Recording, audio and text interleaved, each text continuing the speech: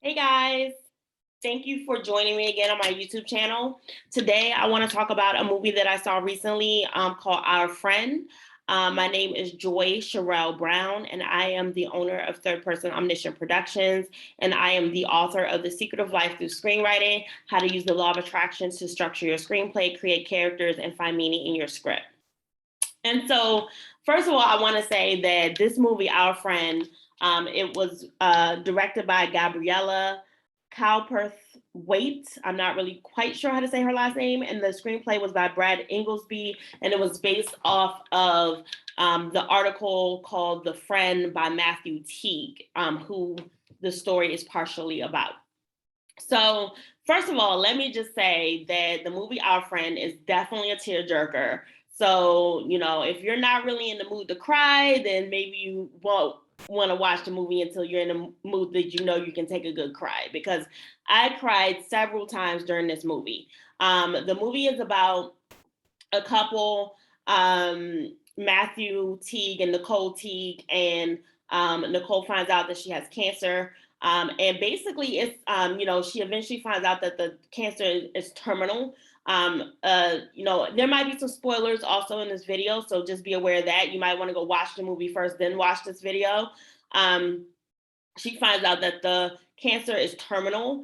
And when that happens, their friend Dane ends up basically moving in with them and helping out during that very difficult time.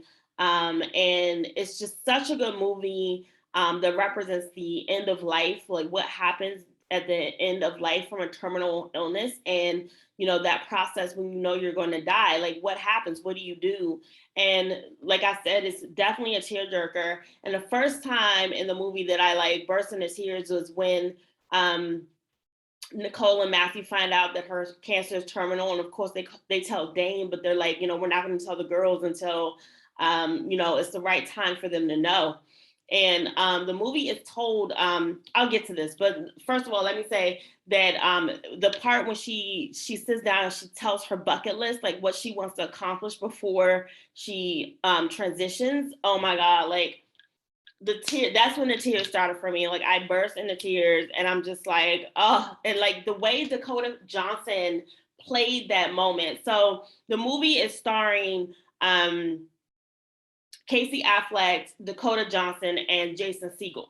And I just want to say, first of all, like a little side note, and then I'll go back to Dakota Johnson's performance during that scene. But Casey Affleck is like the king of grief. He is like the best at playing characters that are going through really tumultuous emotional stuff. And like, he just kind of seems like he does really well with that demeanor, that whole like grim and gruff demeanor. So, okay, I've said that about Casey Affleck. Let's go back to that scene where Dakota Johnson's character, Nicole, is talking about what she wants her bucket list to be before she transitions. And like her kids are probably like 9 and 13 or around that, between 7 and 9 and like 13 and 14 years old. It's two kids, two girls.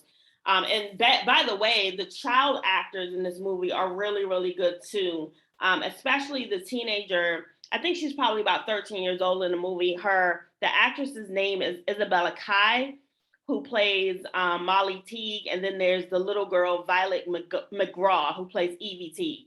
The child actors do an amazing job in this film as well. Because when you're thinking about working with child actors, you have to get them to go to that deep emotional place as well. And, with the age that they are, they may not actually have that life experience to draw from. So with that being said, the child actors did a phenomenal job as well. But back to the scene where Nicole talks about her bucket list and what she wants to accomplish before she transitions. And oh my God, like Dakota Johnson has a very soft and soothing demeanor about her anyway. But she also was able to draw from this place of strength within her.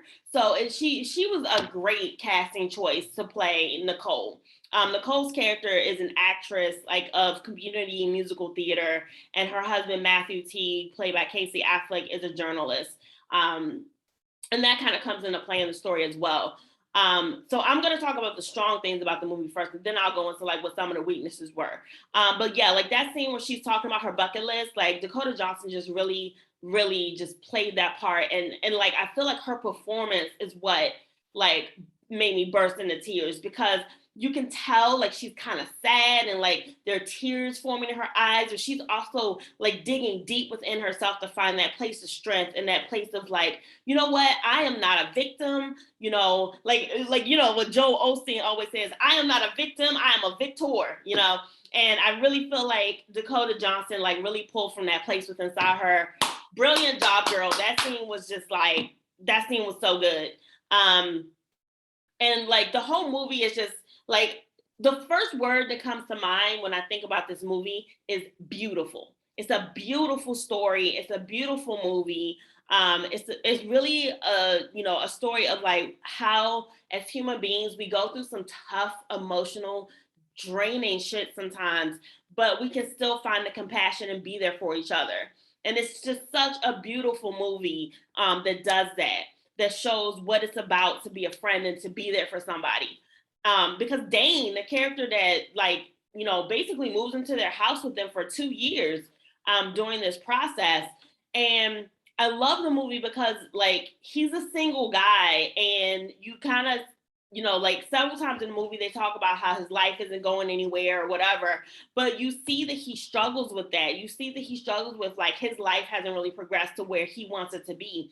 And trust me, as a single person who's been around my married couple friends, like it's not always the easiest thing to spend a lot of time with a married couple, especially if they got kids. They're like a family unit.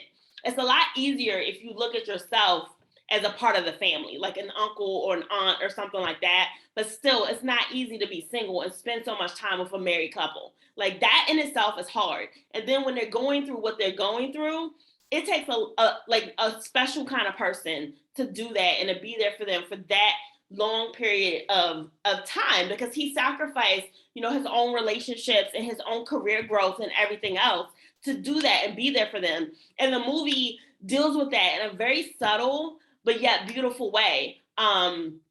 Because, you know, it never really says that he's suicidal or anything, but they do it in a very beautiful way with subtext, because he goes camping like in the mountains, either somewhere in Arizona, I think it's in Arizona, and a woman like notices him and she kind of momentarily befriends him. And she's the one who mentions that like in the past she had been suicidal because she felt like she had nothing to live for. And because she said that to him, we kind of know intuitively that that's what he was going through. And that's why he took that trip by himself to go out there. The writers kind of like let us in on that little secret to kind of know that. I thought that was beautifully done. Now, with all of that said, all of the glowing praise that I've given about the movie, let's talk about some of the weaknesses. So when I was in 5th grade, we learned about a writing technique. We learned about the type of story called a frame story. So a frame story is when two different stories are pretty much going on at once. And so the story will flip back in time between past and present. Okay, that's a frame story. And they do that in this movie. And I know why they do it. They do it because if we had been told the story just in a linear fashion from 2000 to 2014, it would have been a bit tedious. It would have been a bit boring. And it would have been too much of a chunk of movie with Nicole just being sick. So they flash back and forth between the time when she's well and she's healthy to the time that she is sick. And they do it in a way that it gives us some tension. It creates some tension because we want to know, oh, so that happened then, so this happens back in earlier in the movie, so I want to know how this turns out. Well, one of the balls that they dropped in doing the story that way is that at some point in the story, Matthew gets a call from the New Yorker, from the Atlanta office, and they tell him to come talk to them. And it's never really mentioned again. It's never clear if he takes that job because they end up living in Alabama. So I'm just like super confused about whatever happened with that meeting that he took for the job at the New York, not the New Yorker. I'm sorry, not the New Yorker, the New York Times. I am assuming he didn't get the job or nothing came of it. But yet he still got another job where he got to do more of the type of assignments that he wanted to do with a different newspaper because he was living in Alabama. And because the story starts off with them in New Orleans. So he's working for some newspaper, but he's doing more of what he actually wants to do because he's getting to travel and getting to cover like war pieces and stuff like that. But with that being said, the frame story could have been told still in a frame story with flashbacks from the past to the present, but in a way that wasn't so confusing. It was so confusing to kind of keep up with, like, so this happened in 2008, this happened in 2010, this happened in 2000, this happened in 2013, and this happened in 2014. And they kept like switching back and forth like throughout the movie, just back and forth through all of those different years, and not in any kind of chronological order, but it's in an order to create anticipation and to conceal information in terms of storytelling. So I understand why they did it. It just wasn't too effective in terms of being able to follow the story. But on the other hand, because you did have to work to follow the story, it engaged you more and made you pay attention more, which may be what they have been going for. I wrote a script. One of my favorite scripts that I wrote is a frame story. And the first couple of drafts, I was doing the same thing that they did in their movie, but I was like, this is way too confusing. I can still do a frame story, but make it just like, all of this happens at this time, all of this happens in that time. And instead of making like 4 or 5 different time periods, I made it like 2 different decades or whatever. They didn't do that, of course, because it's based on a real life story. So, you know, they had to do what they had to do. So I understand why they told it in that way. And in some ways it was effective, but in some ways it was also confusing as hell. But overall, it's a beautiful movie. It's well acted, well written, well directed. And I recommend that you go check that movie out. You can see it on Amazon Prime. If you have the Amazon Prime membership, it's included. You can stream it for free because at this time, which is the beginning of September 2021, you're able to stream that movie on Amazon Prime. So Our Friend, that's what it's called, and it's based on an article called The Friend by Matthew Teague. Check that movie out. It was great. It was moving, emotional, made me cry several times.